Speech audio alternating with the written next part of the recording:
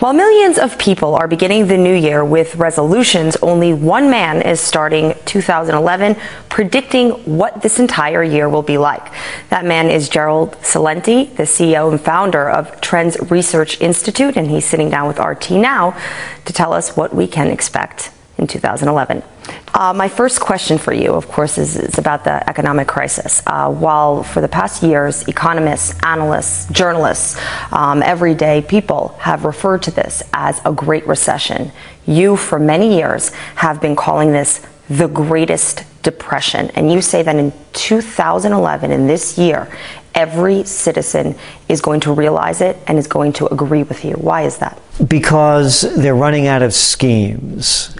Let's go back to 2010. The Federal Reserve of the United States, besides the $13 trillion that they in Washington lent, spent, and guaranteed since 2009, they shuffled under the table to banks around the world 20 trillion, that's with a T, dollars worth of deals.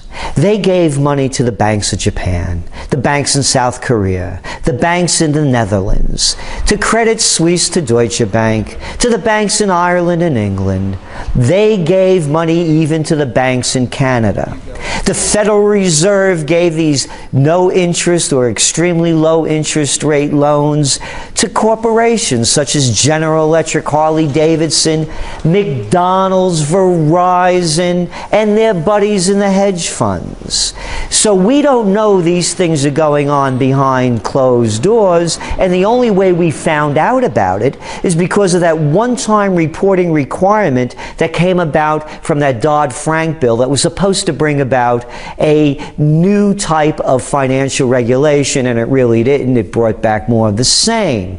So we don't know what schemes they're doing to prop it up, but what we're saying that in 2011 the game's going to run out. How? We cannot imagine them coming up with another scheme where they're going to be able to continue, whether it's in the US or the EMU, to print this digital money not worth the paper it's not printed on. You believe that this year, according to your trends forecast, that as times get tougher, the authorities will intensify their efforts to extract funds needed to meet fiscal obligations.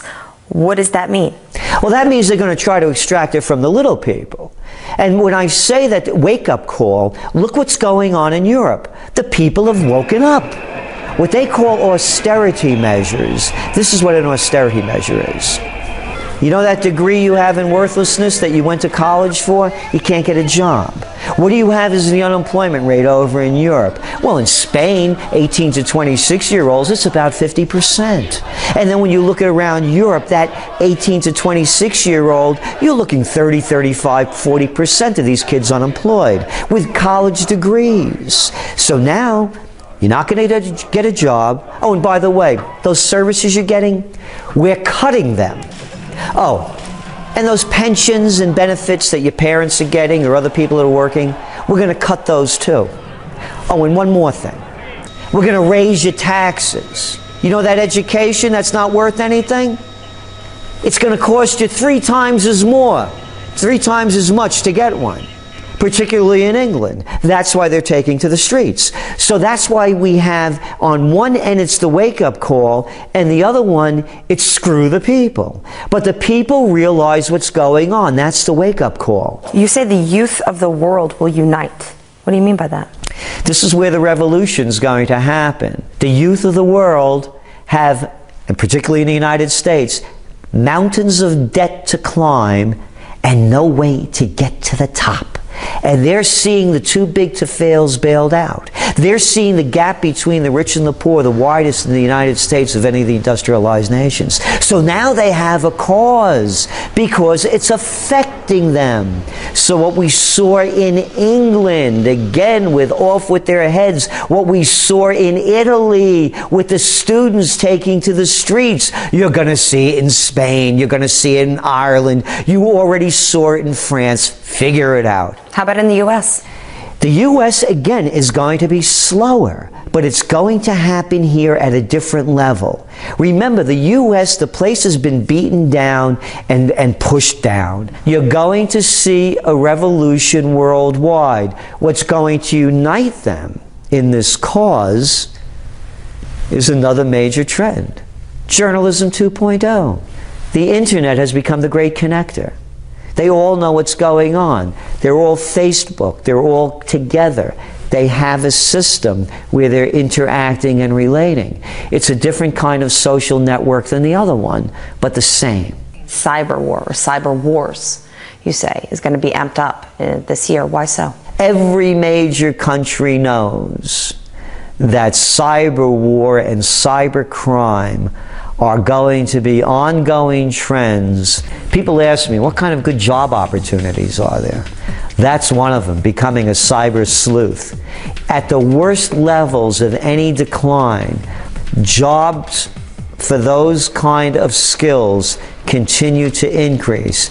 And do you think there's any chance of there being more government control of the internet because of the cyber wars? As the cyber wars increase, government control over the internet will increase as well. Along with journalism 2.0, we saw with WikiLeaks, the citizen journalists. Now people have their own cameras to take films of things that we only used to have film crews for. Now video's instant. They want to crack down on the freedom of information. They will use cyber war as another element in the war on terror to take freedom away from us and freedom of net neutrality. And by the way, the United States is passing a new Net Neutrality Act. Orwell couldn't have made up a better name. There's nothing neutral about the net neutrality that they're talking about. It gives government virtually complete control to put anybody out of business, as Homeland Security did during the Christmas season when they said that companies violated copyright laws. You have no recourse. You're gone. You're out. You're over. And we saw it with WikiLeaks. They closed them down on Amazon. PayPal stopped doing business with them. Bank of America, MasterCard, one after another. The government's closing them down, clamping down. The greatest fear that governments have are freedom of speech and exposing the corruptness, the ineptitude, and the double dealing going on that they don't want the public to know about. So the more freedom of information that goes out, they're going to start using cyber war and the war on terror as an excuse to take that freedom of the internet away from the people. There is a mystery trend. I don't know if you'll give it away or just give me some hints, but what can you tell me about the mystery trend? Well, there are two great trends. One is alternative energy. And that could be the whole game changer, and that could eliminate a lot of what I've said before. Something greater than wind, solar, geothermal, or biofuel. That's the big game changer, because geopolitics changes as well. Countries that rely on energy as their major export, that changes as well. The other mystery trend, as we say, know the hand that feeds you. You're going to start seeing a lot more recalls come up from tainted food. We're going to see more and more of the organic food movement, the buy local movement. It's going to be one of the biggest entrepreneurial opportunities. 25% of the population, we estimate, is now ready to put their money where their mouth is. It's a huge trend. There's going to be counter trends to try to stop it, but at the end we see it being one of the major trends. I do a lot of speaking engagements around the world, and this is my favorite kind of group to come to, because you have a community of souls whose objective is to be the best that they could be and to reach the highest levels. So anytime you're talking to a group of people like that with free minds and with no barriers, it makes it a lot easier for my kind of work, because as a trend forecaster, there are no barriers. So Wealth Masters has no restrictions. Anybody can become and reach any height that they want. So it's the perfect venue for someone like me who believes the same thing. So I relate perfectly to this, because there are no boundaries. You visualize your future and you make it happen. So in knowing that, that's what this group is about, it's exciting for me to be a part of it. So I provide a level of knowledge that's not accessible in many other areas, trend knowledge. So to me it's a perfect fit, because in order for these people, in order for wealth masters to achieve their goals, and the people in the community, they have to move forward with the best knowledge that they have, so when the future comes, they're not taken by surprise.